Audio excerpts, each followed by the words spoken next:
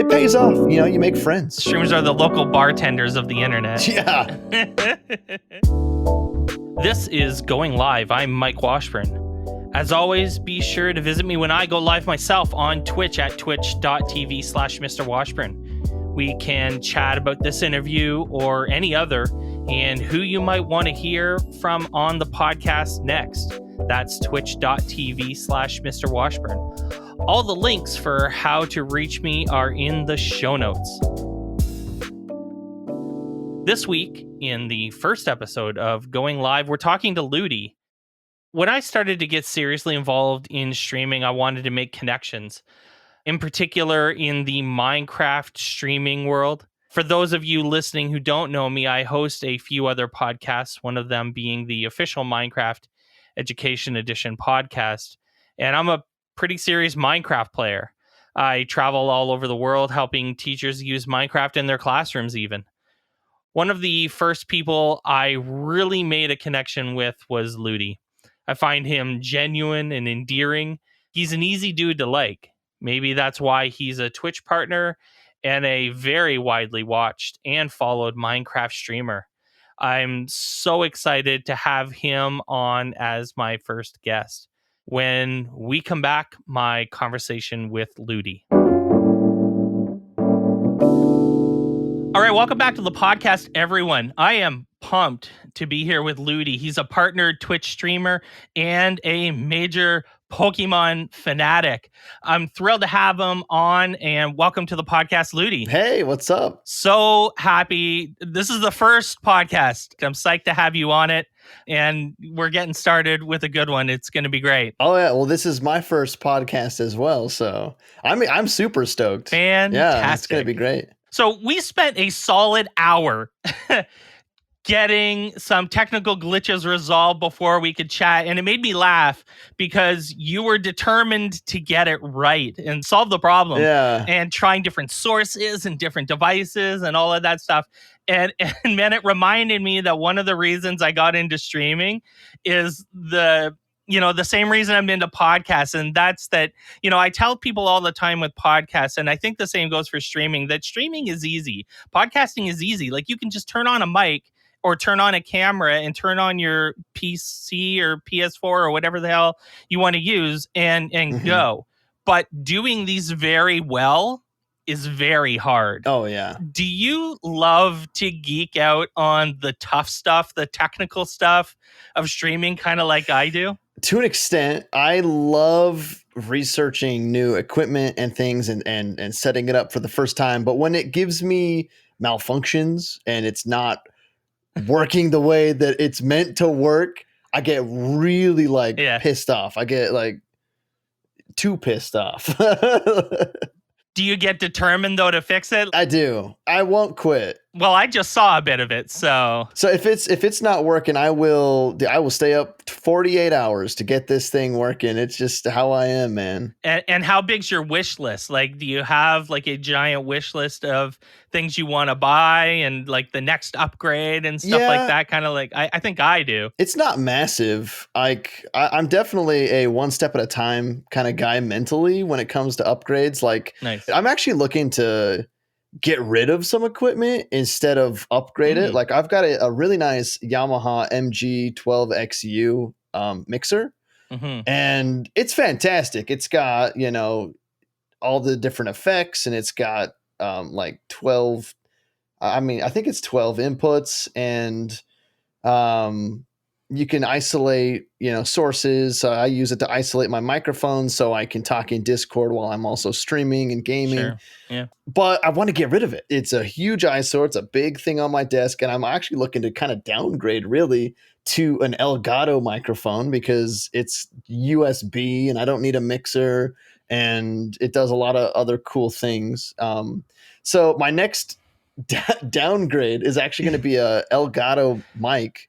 Right now I'm using the Audio-Technica 2035. It's a great microphone, but it's just, I don't know. It's just too, at the moment for me, it's just a little bit too much, and I'm kind of cramped for space. I was going to say, you need some desk real estate for more Pokemon cards and stuff. Exactly. I've right? got Elite Trainer boxes all over the place. Yeah, behind me I have Elite Trainer boxes and Pokeballs, and I just built this shelf yesterday, and this was all on the floor previously. Right. That's amazing. Yeah, I'm running out of space here, so I need more space for Pokemon cards. I'm going to sacrifice some audio quality for it.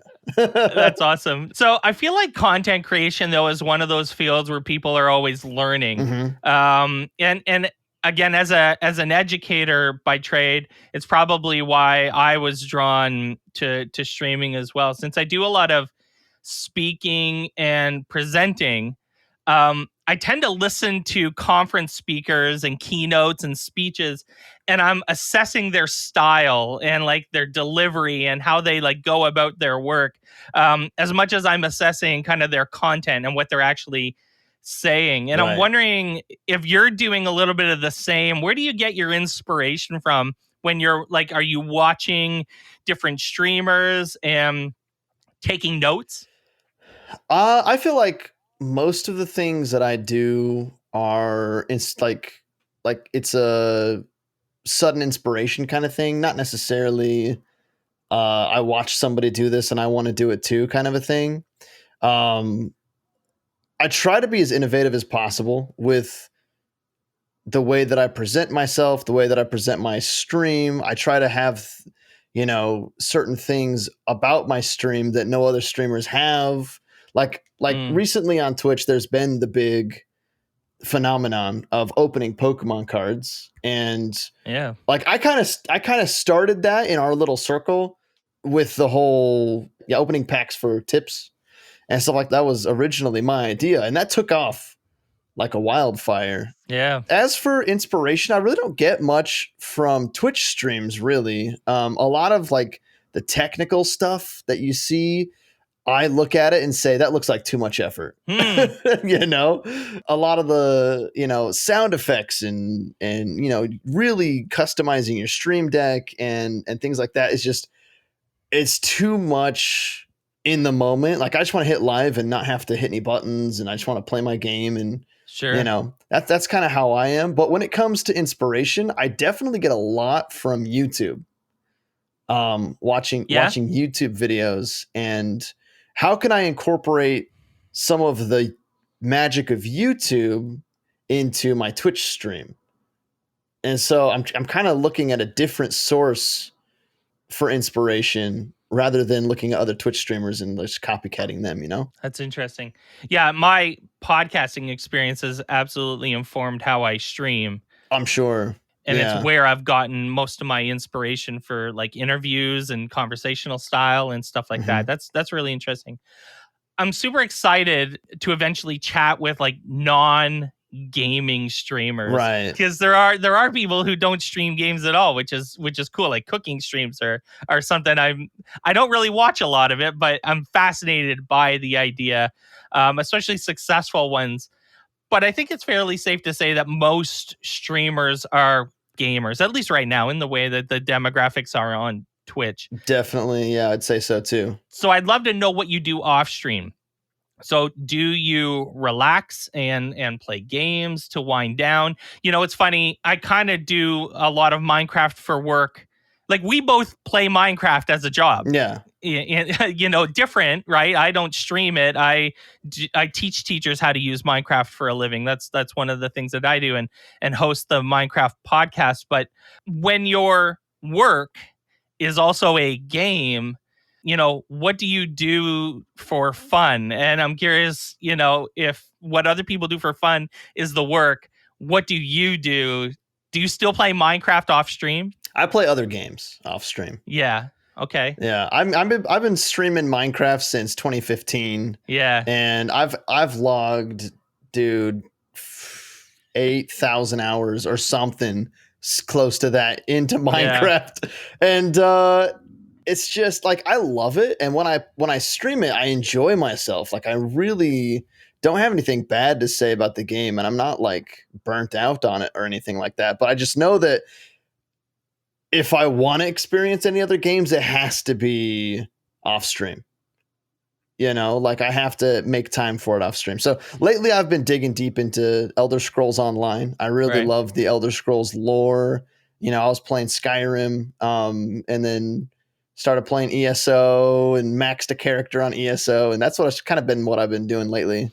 So do you feel like you can't play another game on stream as much as you play Minecraft? Like Minecraft is clearly your main game. Do you feel pressure to play Minecraft? Definitely. Yeah, I definitely feel pressure to play Minecraft. Because I think about it like myself. If I have a favorite streamer, and they're streaming the game that I'm into, that I'm interested in watching, I'm more likely to tune in. But if my favorite streamer is playing a game that don't know too much about, or maybe I don't enjoy the game, like for example, I don't like MOBAs, and if I see a streamer of mine playing League of Legends, I might pop in and say hi. But you're gonna switch the channel. But I'm not gonna know what's going on. Yeah. I'm not gonna know what's going on, or maybe I just don't enjoy the type of game it is, and so it's just a lot less enjoyable for me. And so I know that if I stream something other than Minecraft, other people are going to have the same situation. Like, oh, I don't know what Elder Scrolls Online is, or so they're not going to tune in. And it's true. Although I do stream other games, like I'm starting a thing called TES Tuesday and TES Thursday, where I stream the Elder Scrolls. So just anything under that category, Elder Scrolls Online, Skyrim, Morrowind, Oblivion, any of those. And so I have been doing non-Minecraft related content. But I will say, one of the things that I got to do and I've been doing on my stream that's been kind of a break from the Minecraft content that's actually been very successful is opening Pokemon cards. Right. It acts as a bit of a diversion from kind of the, for lack of better words, monotony of playing the same game, every day for 7-8 hours at a time, right? Yeah. And your chat seems to love it. Like, I'm in your stream a lot and watching, and it's entertaining. I don't know. Explain to me how opening a pack of cards got interesting, and the fact that they're paying you to open the card that you already bought and own. This dynamic from a business perspective is brilliant. I don't fully understand I find myself entertained, and I'm still trying to wrap my head around why. I'd have to say, from a viewer's perspective, maybe it's you tip $5, I open a pack and pull a $300 card. We're happy for you, yeah. I gave that streamer $300 when in reality you only fronted $5. Sure. And it's just that gamble, I don't care who you are. Everybody loves to gamble. It doesn't have to be in the slots, but it can be Overwatch loot boxes, and it can be, just taking a chance on certain things in your life. And when it pays off, it's that satisfaction, that dopamine that goes through your body, and so it just kind of capitalizes on that dopamine from opening cards. Now, from my perspective, dude, I just love everything about it. It's nostalgia for me too. And I think nostalgia is a big factor as well for a lot of people, because Pokemon, it's just at that right time where most of my viewers were introduced to it as a kid, grew up with it. It's something that brings them back, makes them feel younger. And that's how it is for me. Like just the smell of the cards even just brings me back to when I was 12. It's just, that's how it is. But that's awesome. So, pulling a $300 card, that's a big deal. Yeah. Right. And you are a full-time streamer, and you're also investing tons of money at the front end of this, buying Pokemon cards. There's a business equation to this as well, right? Yeah. Yeah, there is. There is. I imagine that you're like crunching the numbers and thinking about how it all, plays out. You got to sell cards. This is a way you earn income. Yeah, definitely. A lot of it, you can go overboard. And I'm not going to say that I'm perfect with my financial decisions, because people will be hyped. They'll buy into, they'll tip and make me open these packs. And then when I start getting low on packs, I start like panicking, like, oh, I got to get more packs so I don't run out on stream. And then on top of that, I find deals in stores and things like that. And I'm like, I can't pass up on this opportunity because Hidden Fates is in GameStop right now. When's it going to be in? Like, this might never happen again. I got to grab as many as I can. And so there is a bit of impulse buying. And I would definitely say that I've probably bought too many sealed packs, and I should have invested more in grading the cards and getting them back so I can list them on eBay and make my like the actual, because I mean, you pull a $300 card, it's not really worth $300 until you grade it, have it back, list it on eBay, and get the sale. You know, Right. like I'm sitting on a Charizard or whatever, but you can't hand a Charizard to your landlord and pay rent with it. Charizard don't pay the bills. Yeah, not until you sell them. Right. So yeah, there is a lot of number crunching for sure, and I'm in a good position. I'm probably sitting on, on plenty worth of value in cards, and I have 189 cards that I got back from CGC that are already graded that are just waiting to get listed on eBay. Wild. Yeah, 189. It's quite a few. But you know what it is though? It's more than anything, it's something that I found that I just absolutely love doing. Yeah. Just that excitement of opening the packs, that then you get that excitement again of opening up the shipments from the grading company to see what grades you got. Sure. And then you get that another excitement of actually when you sell the card. Mm-hmm. And I just, yeah. But I will admit most of it has been like just gut feelings and impulse buying. That's interesting. That's most of it. Going Live is brought to you by Nodecraft. Do you love multiplayer servers? Ever thought about hosting your own? If you have, check out Nodecraft. I've been using Nodecraft for my community server and for servers of pop-up projects I'm working on, and I'll be honest, I've never experienced a smoother, more reliable service than theirs. If you use my special URL, you'll get 30% off your Nodecraft subscription. Just go to nodecraft.com/r/Mr. Washburn and get 30% off your next multiplayer adventure. Again, that URL is nodecraft.com/r/Mr. Washburn. So we have someone that I think we probably both mutually admire, or at the very least watch. And I wanted to chat about Stingin, who is another streamer, and because this is related, Stingin and his partner, also a streamer, One Board Chicky, have both come down with COVID, and not just like a mild case, but a dangerous, serious case, especially Chicky, who is in the hospital, and it's scary. So, and I actually want to point out that if you're listening to this in the first few weeks, in the show notes is a GoFundMe link to a page, because we're going to talk about why they would need that. They're both streamers. If they aren't streaming, they aren't making money.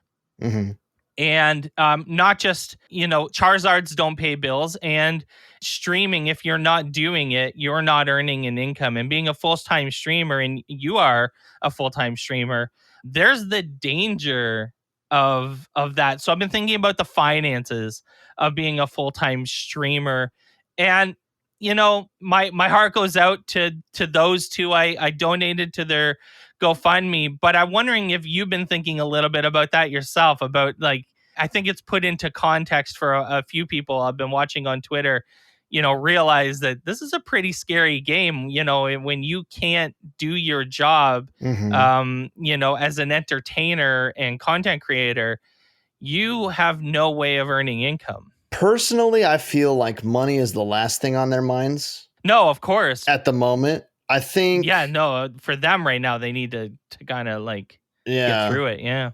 You can't put a dollar amount on a life. No. And especially Chicky right now, like, doesn't look good. No, it's awful. And I'm sure say that, if they both beat it, they both get back home, they are going to have a very high dollar amount of hospital bills. We live in the good old US of A with the amazing expensive healthcare system. Top notch, friend. Top notch. Yes, top notch.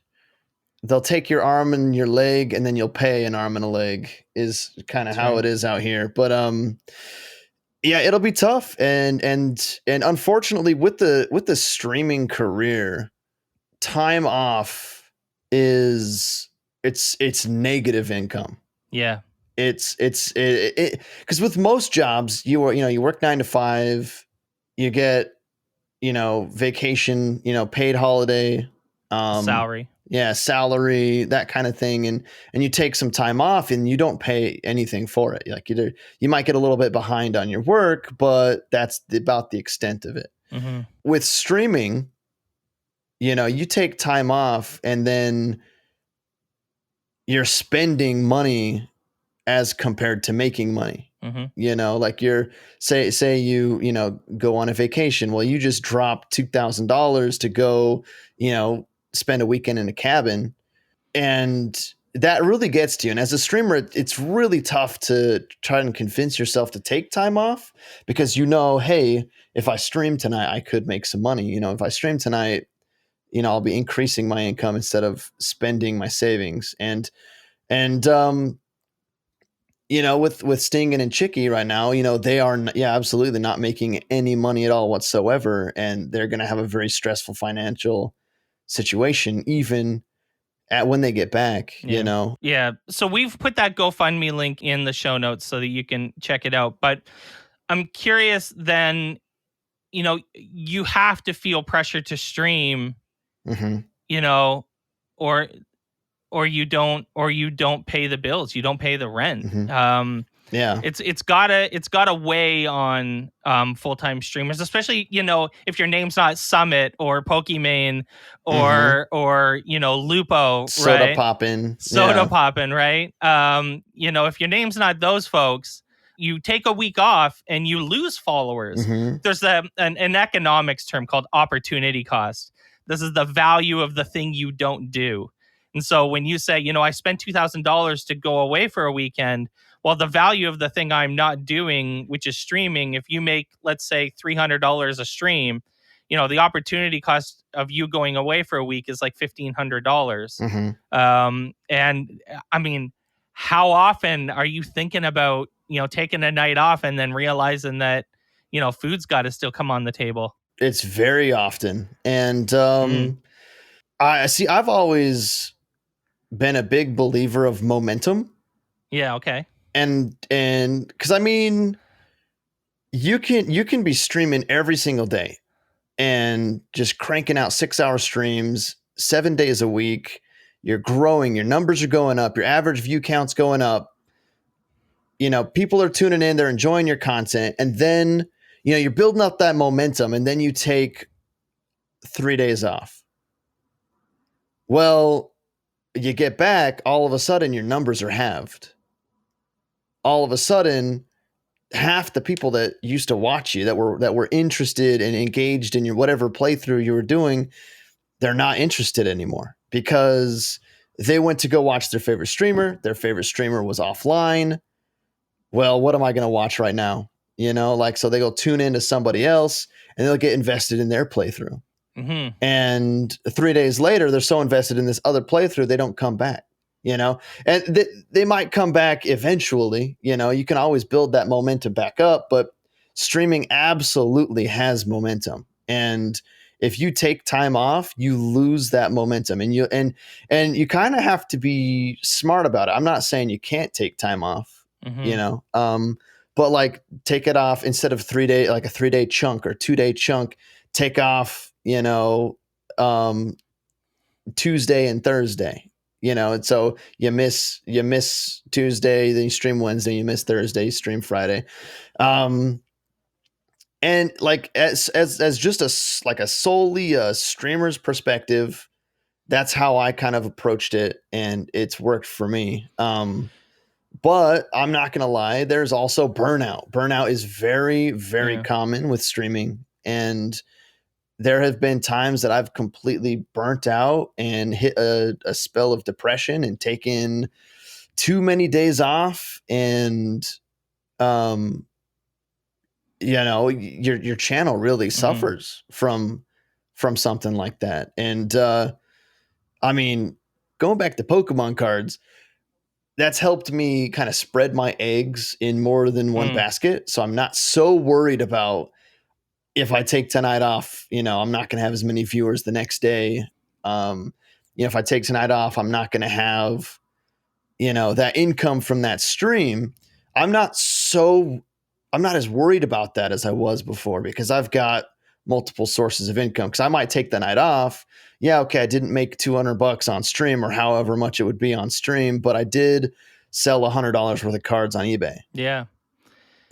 So you kind of have that, that income, that secondary income to supplement your streaming and help you make more healthy decisions when it comes to the grind. And switching gears, when you do take a couple of days off and you do come back, and it must be great that, your folks, your people, right? Your core crowd are probably always there, always kind of cheering you on. Tell us a little bit about your chat, about the group of supporters that you feel like you have, and what you have going on as far as building a community, because I always find that is absolutely fascinating. And you're a pretty positive guy on stream, and it's a lot of fun to watch as someone that watches you fairly often.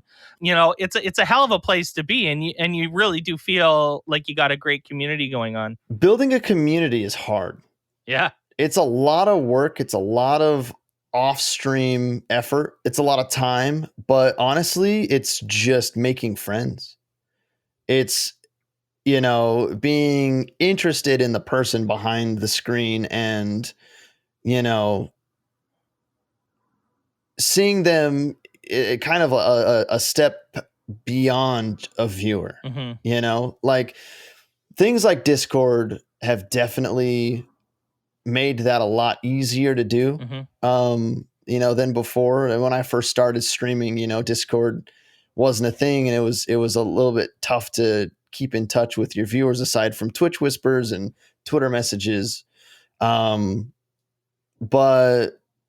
I definitely have a pretty strong core community that like of friends, like literally of friends that they come in and, we mess with each other, and we, make fun of each other a little bit, and, inside jokes and all that stuff. It's a lot of fun to make friends like that and have people that you can shoot the shit with when you're on stream. Yeah. Because if it's just nothing but like, I'm the streamer, here's my gameplay, you're watching me, tip me, give me your money. That's all it is. Exactly. If that's all it is, then nobody's going to want to come back. You want to, if someone pops in the chat, you want to say, oh, what do you do? Where do you live? How are you? What are you going through? And when they tell you something like, hey, this happened, instead of just reading it out loud and then dismissing it and going back to what you were doing, like actually think about it and think like, how did that make them feel? What are they currently going through right now? If I were in their shoes, how would I want them to have me respond, and think about it kind of that way and be a little bit more invested in them rather than whatever you're doing on stream. And it pays off. You make friends. Streamers are the local bartenders of the internet. Yeah, absolutely. Yeah. A bartender who's actually engaged in your story is going to get a bigger tip. it's a fact. Yeah. That's awesome. Very cool. I really enjoy it. Like you're somebody that I've got to know pretty well from, not just stream, but like we talk in, Twitter DMs and we talk about things aside from streaming. We talk about Pokemon cards. We talk about, getting me on a podcast. And it's all about making friends and making connections and helping each other out with whatever we're trying to accomplish. Totally. So one of the other things that I noticed that's very common about all content creators is that they're always making plans. Streamers, content creators have always got things that they're working on, things up their sleeves, ideas they have, goals that they want to achieve, whether it's a year from now or 5 years from now. So I'm curious, Lewdi, where do you see your stream in a year? What do you feel like your goals are? I mean, other than trying to just get out of 2020 alive, like all of us, what are your thoughts on 2021 as far as you and your work and your business and streaming? It's a big question. I've got some pretty lofty goals. I'll always tell somebody who wants to be a streamer that they need to look broader than that. They need to look beyond streaming, because very, very rarely does anybody go live 100 times and become big. They have to use every platform that they have access to grow their brand and grow their community. In 1 year, I plan to have, a YouTube community of at least 10,000 subs that can help supplement my average view count when I do go live.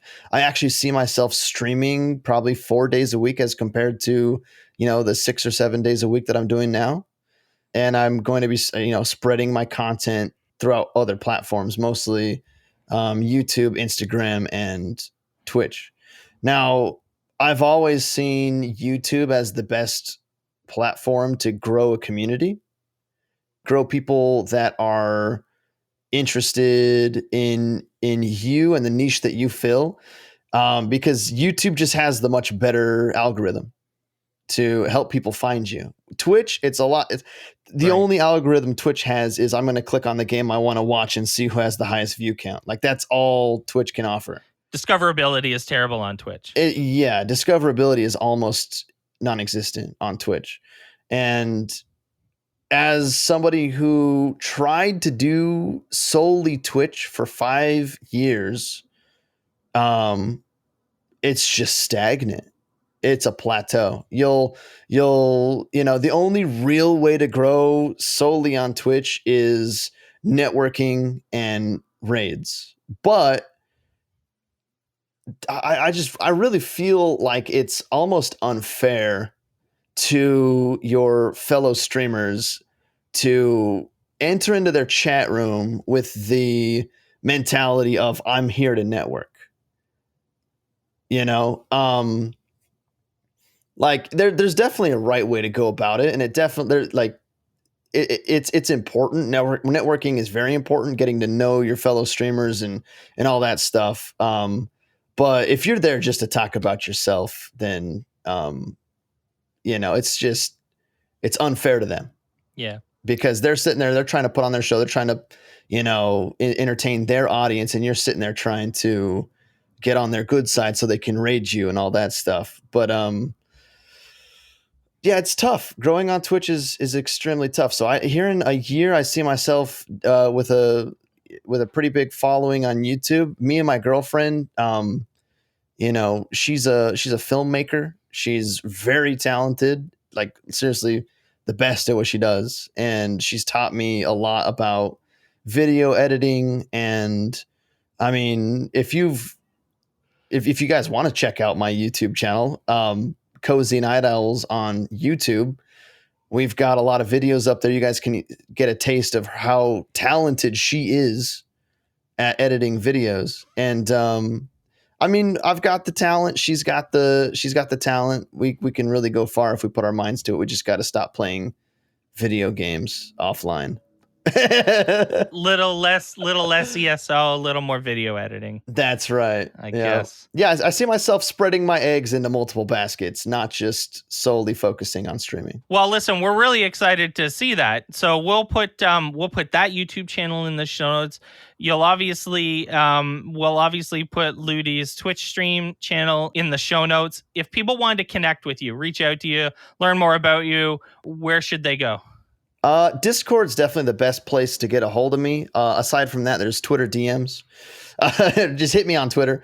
But I would definitely say that Discord is, if you want to be a part of not just me, but the community, jump in Discord. I could even give you a link to my link tree that just breaks all my links down. You could just stick that in the bottom of the show notes. And that's what we'll do. That's what we'll definitely do. We'll put that Linktree link in the show notes so that you can connect with Lewdi. Go check out his stream on Twitch and watch, and I know that you'll love it. Lewdi, thanks so much for your time on the podcast today. Of course, it was fun. Thanks for listening to Going Live. My name is Mike Washburn. You can catch me Tuesdays, Thursdays, Saturdays, and Sundays streaming live at twitch.tv/Mr. Washburn. It would be amazing to see you in my stream. We can chat games, technology, and talk about the podcast and guests. Again, that's twitch.tv/Mr. Washburn. I really hope to see you there. If you want to get in touch with me, check out the website at goinglivepodcast.com. You can connect with me on Twitter at Mr. Washburn or on Instagram at Mr. Washburn Twitch. I'd love to know who you think we should talk to next. If you're enjoying the show and think others would too, I'd be thrilled if you shared it with them. Please leave me a rating or review in Apple Podcasts or Google Podcasts. When you leave a rating, it gives our rankings a boost, and this helps others to discover the show. Thanks as always for listening. Stay awesome, and we'll see you soon.